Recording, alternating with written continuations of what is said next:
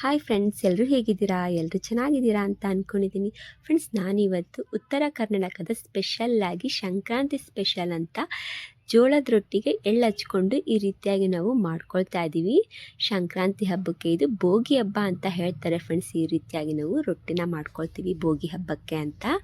ನೋಡ್ತಾ ಇದ್ದೀರಲ್ಲ ಯಾವ ರೀತಿಯಾಗಿ ಜೋಳದ ರೊಟ್ಟಿ ಖಡಕ್ಕಾಗಿ ಮಾಡ್ಕೊಂಡಿದ್ದೀವಿ ಅಂತ ನಾನು ನಿಮ್ಮ ಹತ್ರ ಶೇರ್ ಮಾಡ್ಕೊಳ್ತಾ ಇದ್ದೀನಿ. ಎಲ್ಲರಿಗೂ ಅಡ್ವಾನ್ಸ್ ಆಗಿ ಹ್ಯಾಪಿ ಸಂಕ್ರಾಂತಿ ಅಂತ ತಿಳಿಸ್ತಾ ಇದ್ದೀನಿ.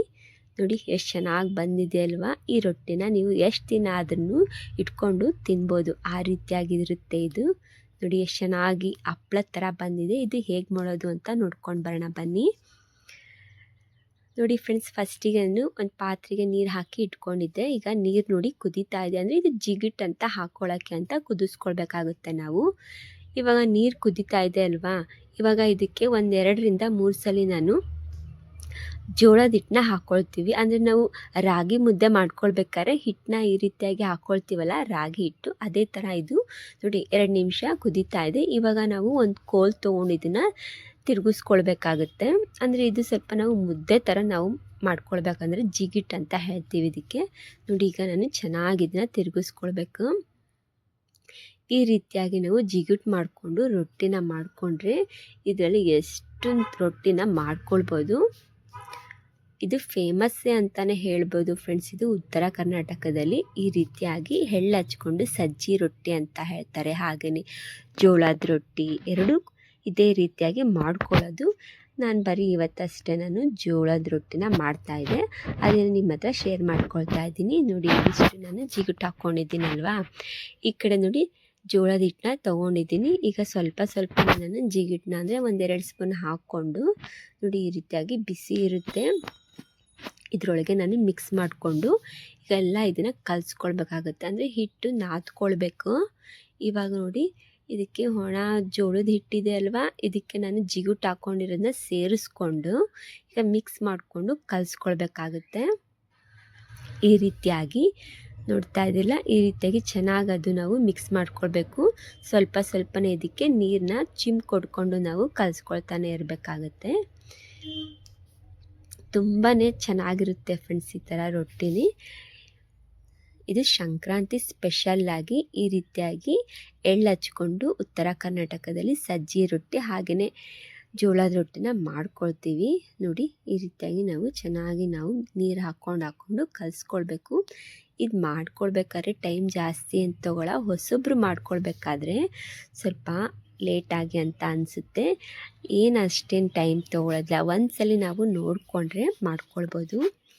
ನೋಡ್ತಾ ಇದ್ದಿರಲ್ಲ, ಇಷ್ಟು ಹಿಟ್ಟಾಗಿದೆ ನಾವು ಕಲಿಸ್ಕೊಂಡಿದ್ದು. ಇವಾಗ ನೋಡಿ ಫಸ್ಟಿಗೆ ನಾವು ಚಿಕ್ಕ ಉಳ್ಳೆ ತೊಗೊಂಡು ಸ್ವಲ್ಪ ನಾವು ಕರಿ ಎಳ್ಳನ್ನ ಹಚ್ಕೊಳ್ಬೇಕಾಗುತ್ತೆ. ನೋಡ್ತಾ ಇದ್ದಿರಲ್ಲ, ಈ ರೀತಿಯಾಗಿ ಎಳ್ಳನ್ನ ಹಚ್ಕೊಳ್ತಾ ಇದ್ದೀವಿ. ಬೇಕಂದರೆ ನೀವು ಬಿಳಿ ಎಳ್ಳನ್ನು ಹಾಕ್ಕೊಳ್ಬೋದು, ಆದರೆ ಇದು ಜೋಳದ ರೊಟ್ಟಿ ಬಿಳಿ ಇದೆ ಅಲ್ವಾ, ಅದಕ್ಕೋಸ್ಕರ ಕಪ್ಪೆಳ್ಳು ಹಾಕ್ಕೊಂಡು ನಾವು ಮಾಡಿಕೊಂಡ್ರೆ ಎದ್ದು ಕಾಣಿಸುತ್ತೆ ಕಲರಾಗಿ, ಅದಕ್ಕೋಸ್ಕರ ನೋಡಿ ಈ ಕಡೆ ಎಳ್ಳನ್ನ ನಾನು ಇಟ್ಕೊಂಡಿದ್ದೀನಿ. ಸ್ವಲ್ಪ ಫಸ್ಟಿಗೆ ಸ್ವಲ್ಪ ಬಡ್ಕೊಳ್ಬೇಕು ಕೈಯಲ್ಲೇ ಈ ರೀತಿಯಾಗಿ, ಅಂದರೆ ತಡ್ಕೊಳ್ಬೇಕಾಗುತ್ತೆ. ಆಮೇಲೆ ನಂತರ ಲಟ್ಟಣಿಗೆ ತೊಗೊಂಡು ನಾವು ಲಟ್ಟಿಸ್ಕೊಳ್ಬೇಕು. ಅಂದರೆ ಲಟ್ಟಣಿಗೆಗೆ ಹಾಗೆಯೇ ನಾವು ಲಟ್ಟಣಿಗೆ ಸಮೇತ ನಾವು ಲಟ್ಟಿಸ್ಕೊಳ್ಬಾರ್ದು, ಅದಕ್ಕೆ ಸ್ವಲ್ಪ ಕವರ್ ಹಾಕ್ಕೊಂಡು ಅಂದರೆ ಕಟ್ಕೊಂಡಿರಬೇಕು. ಈ ರೀತಿಯಾಗಿ ನಾವು ಕವರ್ನ ಕಟ್ಕೊಂಡಿರ್ತೀವಿ. ಇವಾಗ ನೋಡಿ ಈ ರೀತಿಯಾಗಿ ನಾವು ಲಟ್ಟಣಿಗೆಲೇ ಎಷ್ಟು ದೊಡ್ಡದು ಮಾಡ್ಕೋಬೋದು, ಲಟ್ಟಿಸ್ಕೊಳ್ಬೋದು. ನೋಡಿ ಫಸ್ಟಿಗೆ ಹಿಟ್ಟು ತೋರಿಸಿದಾಗ ಎಷ್ಟು ಚಿಕ್ಕದಿತ್ತು ಅಲ್ವಾ, ಇವಾಗ ನೋಡಿ ಹಾಗೆಯೇ ನಾವು ಲಟ್ಟಿಸ್ಕೊಳ್ತಾ ಬಂದರೆ ಪೂರ್ತಿಯಾಗಿದ್ದು ದೊಡ್ಡದಾಗ್ತಾ ಹೋಗುತ್ತೆ. ನೋಡಿ ಈ ರೀತಿಯಾಗಿ ಪೂರ್ತಿಯಾಗಿ ನಾವು ಸ್ವಲ್ಪನೂ ದಪ್ಪ ಎಲ್ಲೂ ಬಿಡಬಾರ್ದು, ಪೂರ್ತಿ ತುದಿಗೆ ಲಟ್ಟಿಸ್ಕೊಳ್ತಾನೆ ಬರಬೇಕಾಗುತ್ತೆ. ಅಂದರೆ ನಮಗೆ ಪೂರ್ತಿಯಾಗಿ ಅದು ದೊಡ್ಡದಾಗ್ತಾ ಹೋಗುತ್ತೆ. ನಾವು ಮಧ್ಯದಲ್ಲಿ ಲಟ್ಟಿಸ್ಕೊಳ್ತಾ ಬಂದರೆ ಎಲ್ಲ ಅದು ಹರ್ಕೊಳ್ಳುತ್ತೆ. ಅದಕ್ಕೋಸ್ಕರ ನೋಡಿ ಈ ರೀತಿಯಾಗಿ ತುದಿ ಅಂದರೆ ಹಂಚು ಅಂತ ಹೇಳ್ತಾರಲ್ಲ, ಅದಷ್ಟೇ ನಾವು ಲಟ್ಟಿಸ್ಕೊಳ್ತಾ ಬಂದರೆ ಅದು ಪೂರ್ತಿಯಾಗಿ ದೊಡ್ಡದಾಗುತ್ತೆ. ನೋಡ್ಕೊಳ್ಬೋದು ನೀವು ಯಾವ ರೀತಿಯಾಗಿ ಅದು ನಾವು ಲಟ್ಟಿಸ್ತಾ ಇದ್ರೆ ಅದು ದೊಡ್ಡದಾಗ್ತಾ ಇದೆ ಅಂತ. ತುಂಬಾ ಚೆನ್ನಾಗಿರುತ್ತೆ ಇದು ರೊಟ್ಟಿ. ಹಾಗೆಯೇ ಪಲ್ಯಗಳಿದು ಅಂತಿದ್ರೆ ಸಾಕು, ಈ ಜೋಳದ ರೊಟ್ಟಿ ಮುಂದೆ ಏನೂ ಇರೋದಿಲ್ಲ, ಅಷ್ಟು ಚೆನ್ನಾಗಿರುತ್ತೆ. ನೋಡಿ ಈ ರೀತಿಯಾಗಿ ದೊಡ್ಡದಾಗಿದೆ ರೊಟ್ಟಿನ. ಇವಾಗ ನೋಡಿ ಈ ಕಡೆ ನಾನು ಗ್ಯಾಸ್ ಮೇಲೆ ರೊಟ್ಟಿ ಮಾಡೋದು ತವಾನ ಇಟ್ಕೊಂಡಿದ್ದೀನಿ. ಈಗ ನೋಡಿ ಇದಕ್ಕೆ ನಾನೀಗ ಹಾಕ್ಕೊಂಡಿದ್ದೀನಿ ಸ್ವಲ್ಪನೇ. ನೋಡಿ ಈಗ ಒಂದು ಬಟ್ಟೆನ ತೊಗೊಂಡಿದ್ದೆ, ಅದು ಹಸಿ ಮಾಡ್ಕೊಳ್ಬೇಕು ಬಟ್ಟೆನ. ಇದಕ್ಕೆ ನಾವು ಎಣ್ಣೆಯನ್ನು ಹಾಕ್ಕೊಳ್ಳೋಂಗಿಲ್ಲ, ಈ ಹಸಿ ಬಟ್ಟೆನೇ ಮಾಡಿಕೊಂಡೆ ಇದನ್ನು ನೀರನ್ನ ಹಚ್ಕೊಳ್ಬೇಕಾಗುತ್ತೆ, ಅಂದರೆ ರೊಟ್ಟಿ ಬೇಯೋಕ್ಕೋಸ್ಕರ. ನೋಡ್ತಾ ಇದ್ದಿಲ್ಲ, ಈ ರೀತಿಯಾಗಿ ನೀರನ್ನ ನಾವು ಹಚ್ಕೊಳ್ತೀವಿ. ಇದು ಹಾಗೆಯೇ ಸ್ವಲ್ಪ 1-2 ನಿಮಿಷ ಬಿಡಬೇಕಾಗುತ್ತೆ, ಅಂದರೆ ಆ ಕಡೆ ಎಲ್ಲ ಕೆಳಗೆಲ್ಲ ಪೂರ್ತಿಯಾಗಿ ರೊಟ್ಟಿನ ಬೇಯಿಸ್ಕೊಳ್ಬೇಕಲ್ವ, ಅದಕ್ಕೋಸ್ಕರ. ನೋಡ್ತಾ ಇದ್ದಿಲ್ಲ ಯಾವ ರೀತಿಯಾಗಿ ದೊಡ್ಡದಾಗಿದೆ ಅಲ್ವಾ ರೊಟ್ಟಿ. ಹೀಗೇ ಸಿಂಪಲ್ಲಾಗಿ ನಾವು ಲಟ್ಟಣಿಗೆ ಸಹಾಯದಿಂದ ದೊಡ್ಡದು ಮಾಡ್ಕೊಳ್ಬೋದು. ಇವಾಗ ನೋಡಿ ಉಲ್ಟನ ಸ್ವಲ್ಪ ತಿರುಗಿಸ್ಕೊಳ್ಬೇಕಾಗುತ್ತೆ. ನೋಡಿ ಎಷ್ಟು ಚೆನ್ನಾಗಿ ಎಳ್ಳು ಕಾಣಿಸ್ತಿದೆ ಅಲ್ವಾ, ಬಿಳಿ ಜೋಳದ ರೊಟ್ಟಿ ಒಳಗೆ ಬಿಳಿ ಕರಿ ಎಳ್ಳು ಯಾವ ರೀತಿಯಾಗಿ ಕಾಣಿಸ್ತಿದೆ ಅಂತ. ಎಳ್ಳು ಹಚ್ಚಿದ ರೊಟ್ಟಿ ಇದು ತುಂಬಾ ಚೆನ್ನಾಗಿರುತ್ತೆ. ಎಳ್ಳು ಹಾಕ್ಕೊಂಡಿದ್ದು ರೊಟ್ಟಿ ಆರೋಗ್ಯಕ್ಕೂ ತುಂಬಾ ಒಳ್ಳೆಯದಿರುತ್ತೆ ಅಲ್ವಾ, ವಿಟಮಿನ್ ಇರುತ್ತೆ ಇದು ಎಳ್ಳೊಳಗೆ. ಈ ಸಂಕ್ರಾಂತಿ ಬಂತು ಅಂದರೆ ಈ ರೀತಿಯಾಗಿ ಉತ್ತರ ಕರ್ನಾಟಕದಲ್ಲಿ ರೊಟ್ಟಿನ ಮಾಡ್ಕೊಳ್ತೀವಿ. ನೋಡ್ತಾ ಇದ್ದೀರಲ್ಲ ಈ ರೀತಿಯಾಗಿ. ಆಮೇಲೆ ಒಂದು ಬಟ್ಟೆ ತೊಗೊಂಡು ಈ ರೀತಿಯಾಗಿ ನಾವು ಪ್ರೆಸ್ ಮಾಡ್ಕೊಳ್ಬೇಕಾಗುತ್ತೆ. ನಾವು ಬರೀ ದೋಸೆ ಮಾಡ್ಕೊಳ್ಬೇಕಾದ್ರೆ ಅದನ್ನು ಉಪಯೋಗಿಸ್ತೀವಿ ನೋಡಿ ಸ್ಪೂನು, ಅದರಲ್ಲಿ ನಾವು ಮಾಡಿಕೊಂಡ್ರೆ ಅದು ಚೆನ್ನಾಗಿ ಅದು ಬೆಂದಿರೋದಿಲ್ಲ. ಈ ರೊಟ್ಟಿ ಮಾಡ್ಕೊಳ್ಬೇಕಾದ್ರೆ ನಾವು ಬೇಯಿಸ್ಕೊಳ್ಬೇಕಾದ್ರೆ ಇದೇ ರೀತಿಯಾಗಿ ನಾವು ಬೇಯಿಸ್ಕೊಳ್ಬೇಕಾಗುತ್ತೆ. ಅಂದರೆ ಒಂದು ಬಟ್ಟೆ ತೊಗೊಂಡು ನಾವು ಪ್ರೆಸ್ ಮಾಡಿ ಪೂರ್ತಿಯಾಗಿ ಅದನ್ನು ಬೇಯಿಸ್ಕೊಳ್ಬೇಕು. ಅಂದರೆ ಹೊತ್ತಿಗೆ ಈ ರೀತಿಯಾಗಿ ಬೇಯಿಸ್ಕೊಂಡ್ರೆ ರೊಟ್ಟಿ ಖಡಕ್ಕಾಗಿ ನಮಗೆ ಬರುತ್ತೆ. ಅದಕ್ಕೋಸ್ಕರ ನೋಡಿ ಈ ರೀತಿಯಾಗಿ ನಾವು ಸ್ವಲ್ಪ ಬಿಟ್ಟು ನಾವು ಮಾಡ್ಕೊಳ್ತಾನೆ ಇರಬೇಕಾಗುತ್ತೆ. ನೋಡಿದ್ರಲ್ಲ ಯಾವ ರೀತಿಯಾಗಿ ರೊಟ್ಟಿ ರೆಡಿಯಾಗಿದೆ ಅಂತ. ನೋಡಿ ಈಗ ಇನ್ನೂ ಸ್ವಲ್ಪ ನಾವು ಬೇಯಿಸ್ಕೊಳ್ಬೇಕಾಗುತ್ತೆ. ಈಗ ರೊಟ್ಟಿ ರೆಡಿಯಾಗಿದೆ. ಹಾಗೆಯೇ ಇದನ್ನು ಒಂದು ಪ್ಲೇಟ್ಗೆ ತೆಗೆದಿಟ್ಕೊಳ್ತೀನಿ. ನೋಡಿ ಇಷ್ಟಾದರೆ ರೊಟ್ಟಿ ನಮಗೆ ರೆಡಿ ಆಗುತ್ತೆ.